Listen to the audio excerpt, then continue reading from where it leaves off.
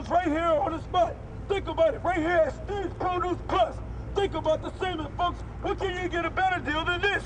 You can't get a better deal than this. You can't find strawberries for under $1. What I do? Yeah. I'm an entrepreneur. That's what I am. I'm a person who's trying to get in here and make it happen and stuff. I came from a homeless part of my life and stuff, and I'm trying to get in here and make it happen so I can keep myself back on track. And every time we look around, we only hear about the rich getting richer. And every time we look back around, they say, well, you got the same opportunity as me. We do if we got the right economic structure, but we don't have a right structure in front of us. And all we're saying to them now is, give us a chance to get in here and survive as a people. They wouldn't let me vote. Tell me about it. They wouldn't let me vote because they said I didn't have a house, residency. What, you went to the voting pool and they told you you couldn't vote? They told me I couldn't vote because they didn't have no name on me for where I was living at. They put me through a whole bunch of formalities. When I look back around, I got ran away. I left because it was me going around trying to find out where I was at. People kept telling me, you in this district, you in that district, and you that. Before I looked around, I couldn't even vote. It was too late to vote. How'd that make you feel? Terrible. Because I know every vote counts nowadays.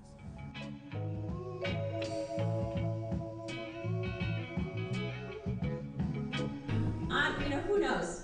There's lots of reasons why people's names may not show up when you arrive at the polls. But if that happens, what you want to do is call this National Election Protection Hotline, which is right here on the paper, 1-866-OUR-VOTE.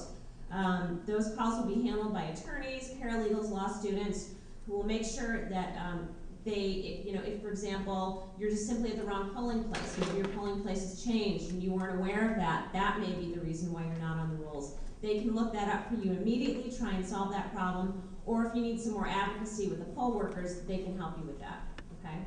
Even if your home you've lost your home, you can still vote one last time in your old polling place. And again, if anybody tells you you can't, there's a phone number to call. Anyone know what that phone number is?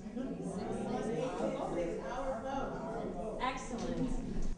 The good thing in Michigan is that people who are homeless can in fact vote. And when they fill out a registration form, what they put down for their address, their residence, can be a shelter that they stay at temporarily. It can be a friend's address. It can even be cross streets. So we could say Woodward and Warren is where I typically stay, and that's fine. But they do have to list an address for where they're going to receive that voter registration card from. It gets mailed out, then gets returned back because it's not the correct address. So we went to court recently, and a federal court judge ruled that the Secretary of State's purging of these voters as undeliverable voters immediately from the rolls was unconstitutional, and we think we've gotten about 1,400 people put back on the rolls because of that. Look, all we're taking to the polls is we're all going to get in here and make sure when we get at the polls that everybody who's got a right to vote to turn around and get in here and make sure they got their proper ID, their voter's registration card, or the evidence of their residency with them when we go. You take those down there and stuff, they're supposed to allow you to vote, regardless to the fact if your name is in that list or not.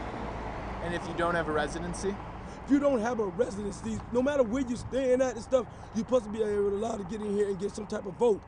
Still, there's plenty of people in Michigan who don't have photo ID, and we know who those folks are. They're the most low-income, most vulnerable voters.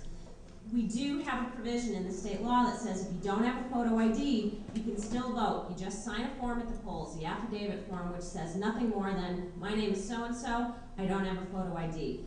But we wanted to mention this because, unfortunately, we know that Michigan cities are getting this wrong. We got some calls right before the primary about cities in Allen Park and Grand Blanc that actually had signs up telling people that they had to vote using photo ID. So it's really important that you know and that you tell other voters that you know that if they don't have any sort of photo ID, all they have to do is say, let me sign the affidavit and I can still vote. So we're just saying to them that, hey, we got just as much as right as anybody else to get out here and vote and do what needs to be done, because we count all as a people.